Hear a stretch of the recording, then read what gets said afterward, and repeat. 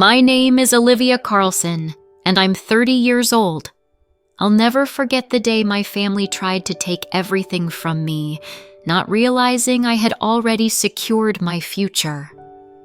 I had always been the responsible daughter, the one who put in the work while my younger brother, Ethan, now 26, lived his life like a social media influencer.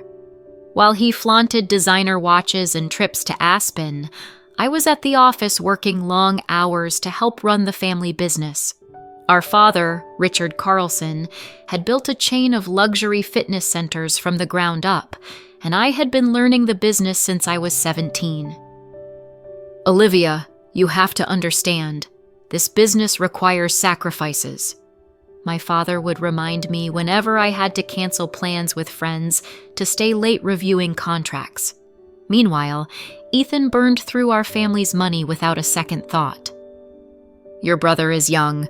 Let him enjoy life. He'll mature eventually, my mother, Elizabeth, would always say, defending him. But Ethan never did. At 26, he still lived in our parents' house with no real job beyond his social media posts, while I was managing 5 of our most successful fitness centers, working 14-hour days. Everything changed 8 months ago when I met Noah, our new marketing director. He was sharp, honest, and quick to notice something troubling in our company's promotional strategies. One day, he stepped into my office and shut the door behind him. Olivia, he said, his tone serious. I've been reviewing the marketing campaigns from the past 4 years. Did you know your brother has spent over $3 million of company funds? My world came to a halt. What? He laid several documents on my desk. Influencer partnerships, sponsored content, luxury fitness retreats. Everything was meticulously listed under marketing expenses. He claims he's the brand's lifestyle ambassador, Noah explained.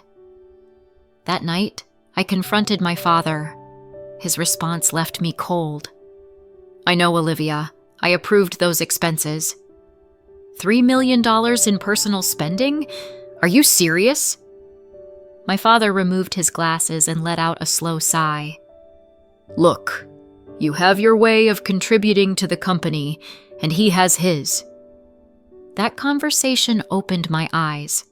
For years, I had worked tirelessly, hoping to earn my father's approval, but the truth was I never would. Noah became my confidant over the next few months. We quietly documented every irregularity, every questionable decision, every unnecessary expenditure. He also helped me understand something I had overlooked: my rights as a shareholder. As it turned out, I owned 30% of the company stock. Years ago, my father had structured ownership that way for tax purposes, never expecting that I would one day learn how to leverage that power. You need to protect yourself, Noah advised. Your family is treating the company like their personal playground. But that wasn't the worst of it.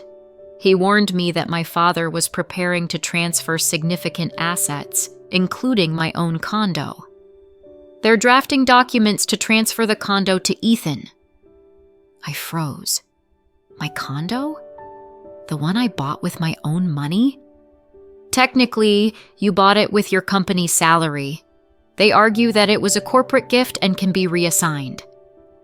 That night, I couldn't sleep. The home I had worked so hard for, the one place I had built to escape my toxic family, could be taken away with a simple signature. But Noah and I had a plan. The moment of truth came on my 29th birthday. My family threw a lavish party at our parents' estate in the Hamptons. Everyone was there. My parents, Ethan, aunts, uncles, cousins, even business partners. During the toast, Ethan stood up, holding a crystal champagne flute that probably cost $800.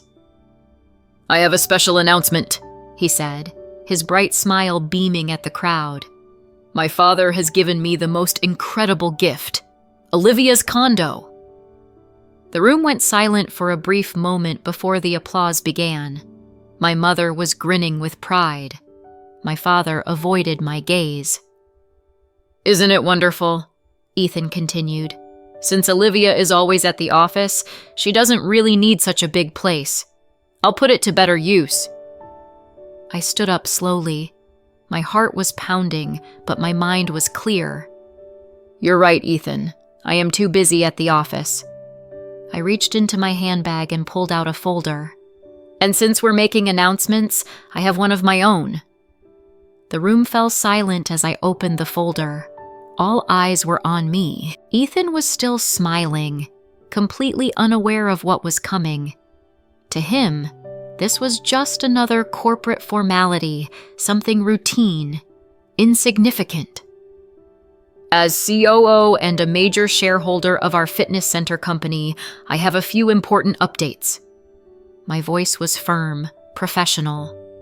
"First, effective immediately, all personal expenses will require board approval, not just the CEO's signature." Ethan's smile wavered. My father straightened in his chair. "Second, I have initiated a full audit of the company's financial records for the past 4 years." I continued, locking eyes with my brother. "That includes all marketing expenditures related to social media influencers." "Olivia," my father interrupted, his voice tense. "This isn't the time or place." "Isn't it?" I shot back. "Didn't you just use my birthday party to announce that you were giving my condo to Ethan?" I turned to the guests, our extended family, business partners, and board members. "A condo I bought with my own salary after years of hard work." From the other side of the room, Noah stood up and handed out folders to the board members who were present. "Inside these folders, you will find evidence of corporate fund misappropriation totaling more than $3 million, I announced. Murmurs rippled through the crowd as I continued. "Personal expenses disguised as marketing costs. Luxury vacations falsely reported as business trips. Designer shopping sprees categorized as brand research." Ethan turned pale. "This is ridiculous," he sputtered. "Dad approved all of those expenses. I am the brand's lifestyle ambassador." "The brand's lifestyle ambassador," I echoed, pressing a button on the room's presentation screen. A slideshow of Ethan's Instagram posts appeared. "So let's take a look. Parties in Ibiza? Marketing for family-friendly fitness centers? $5,000 sneakers? Market research." My mother shot to her feet, her face red with anger. "Olivia, how dare you humiliate your brother like this?" I met her gaze, unflinching. "Humiliate him? The way you tried to humiliate me by taking my condo on my own birthday?" My father stepped in, trying to regain control. "This is a family matter," he said, his voice edged with authority. "I ask all non-family members to leave." "I'm afraid that's not possible," Noah interrupted, now fully in his role as our marketing director. "Since this involves potential corporate fraud, the board members have both the right and the obligation to be present." The next few minutes were pure chaos. Ethan was crying, insisting it was all a misunderstanding. My mother was shouting about family loyalty. My father was desperately trying to calm the board members, who were flipping through documents with increasing concern. When the noise finally died down, I cleared my throat. "There's more." I reached into my folder and pulled out another set of documents. "As COO and a major shareholder, I have made some executive decisions. First, the transfer of my condo to Ethan has been blocked. In fact, I have filed a legal injunction preventing any corporate property transfers without full board approval." My father's face darkened. "You can't do this," he snapped. "Actually, I can," I said calmly. "I own 30% of the company stock, remember? You structured it that way years ago for tax benefits." His jaw tightened. That was just a technicality, he muttered. I was supposed to retain actual control. A tense silence filled the room. Several board members shook their heads, scribbling notes. Thank you for clarifying that, Dad, I said smoothly. Anyone else care to admit to corporate manipulation? Ethan lunged toward me, his face twisted with rage. Noah stepped between us. Careful, he warned. Attacking a corporate executive during an official meeting carries serious legal consequences. Ethan froze, his fists clenched. You're just jealous, he spat. You've always been jealous of me. I let out a short, humorless laugh. Jealous of what? That you've never worked a single day in your life? That you've wasted millions on parties while I built this company from the ground up? Enough! My father slammed his hand against the table. Olivia, if you continue down this path, you will destroy this family. I met his gaze, unwavering. No, Dad. You destroyed this family when you decided that hard work meant nothing, that responsibility was a joke, and that my dedication was worth less than Ethan's selfies. My father stepped closer, lowering his voice. We can fix this privately. There's no need for the entire board to... I raised my voice deliberately. Oh, now you want privacy? After humiliating me in front of everyone? No, Dad. This gets settled here and now. I stood before the board of directors, my posture straight, my expression unwavering. The weight of years of hard work, sacrifice, and betrayal pressed down on me, but I refused to let it show. This was my moment, the moment to reclaim what was mine, to set things right. I took a steady breath and spoke with the authority I had rightfully earned as COO. I am proposing the following immediate measures. First, all personal expense accounts will be frozen until further notice. Second, an external audit will be conducted on all financial transactions to ensure full transparency. And third, the executive leadership team will undergo a complete restructuring to align with the company's best interests moving forward. The room fell into a stunned silence, the tension palpable. My mother shot up from her chair, her face flushed with indignation. You can't do this! You can't just push us out like this! She shouted, her voice laced with panic. I met her glare with calm resolve. I'm not pushing anyone out, I replied, my voice steady but firm.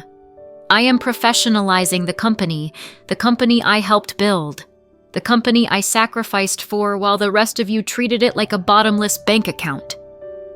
I turned to the board members, each of them watching intently, some nodding in agreement. Who seconds the motion? I asked. For a moment there was hesitation. Then, one by one, hands began to rise around the table. First one, then another, then several more, until the decision was clear. Across from me, my father slumped slightly in his chair, his once commanding presence diminished. He looked exhausted, like the weight of the years and the weight of his own choices had finally caught up to him. Ethan, who had been unusually quiet, suddenly switched tactics. He leaned forward, his expression softening, his voice taking on a pleading tone. Olivia, please, he murmured, his eyes glistening with unshed tears. We're siblings. We're family. How can you do this to us? For the first time that night, my voice wavered. I swallowed hard, forcing myself to keep my composure, but the words struck something deep within me. Family? I echoed, almost in disbelief. My hands clenched at my sides, and when I spoke again, my voice carried the weight of years of silent resentment. Where was family when I was working weekends while you were out partying in the Hamptons? Where was family when I canceled my vacations 3 years in a row to save the Chicago Center from going under? Where was family when you all decided that my condo, the condo I paid for with my own money, the home I built for myself, was just another asset to be gifted away? The silence was deafening.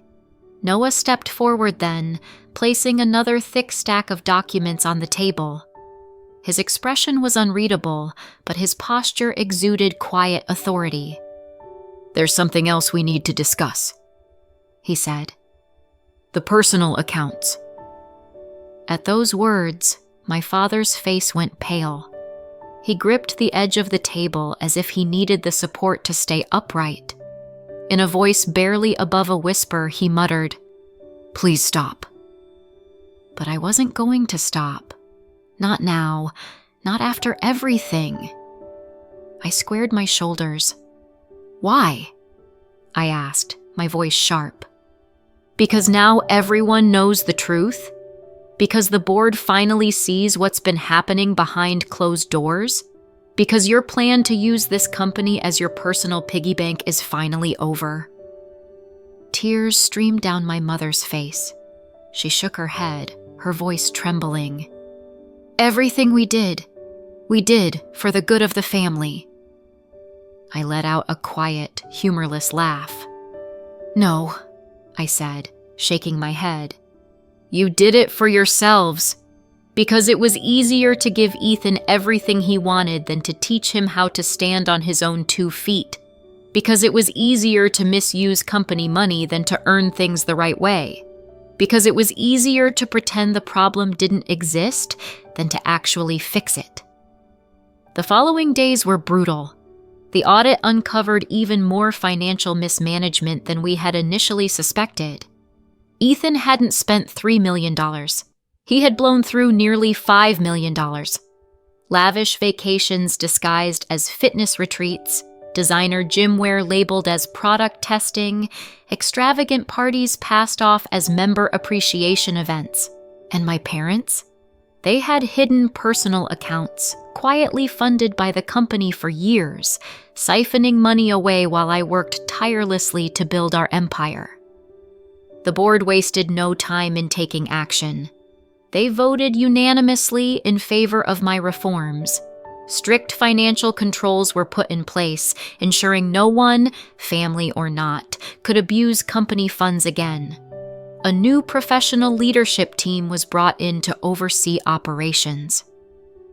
And Ethan? He lost his position as the brand's lifestyle ambassador. Days later, he stormed into my office, his face red with fury, his hands clenched into fists. "What the hell am I supposed to do now?" he shouted. "You ruined my life!" I didn't even blink.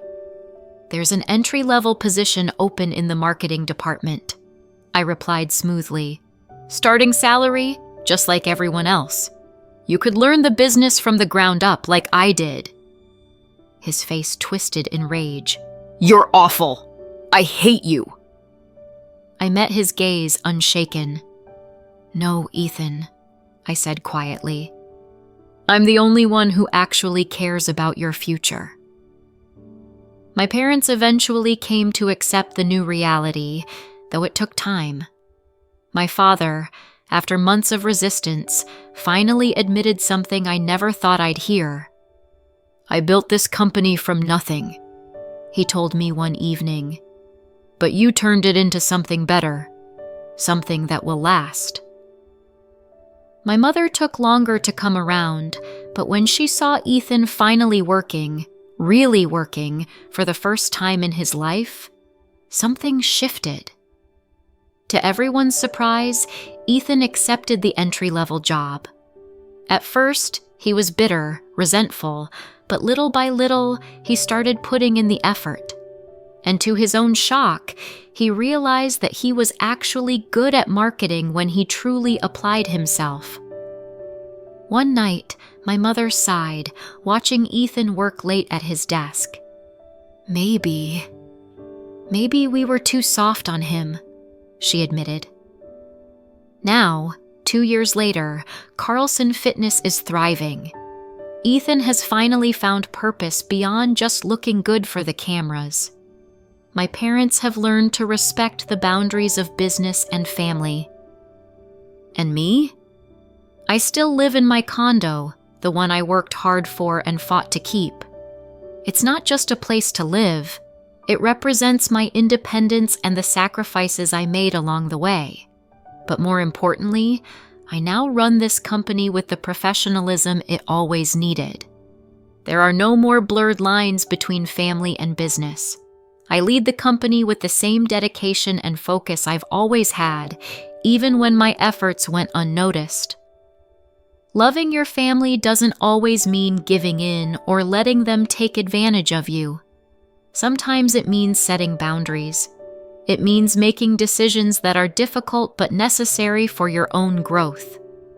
I had to step up and make the tough choices, even if they disappointed people I cared about. It wasn't easy, but it was the right thing to do. Noah, now my fiancé, has been a constant support through all of this. He wasn't just my marketing director. He became someone I could rely on completely. From the moment we started working together, he understood the situation better than anyone. The trust and respect we've built between us made all the difference. One piece of advice Noah gave me, something that stayed with me throughout everything, was, sometimes you have to prune the family tree so the healthy branches can finally grow. At first, it didn't fully click, but now, as I see how things have turned out, I realize how much that advice shaped my decisions.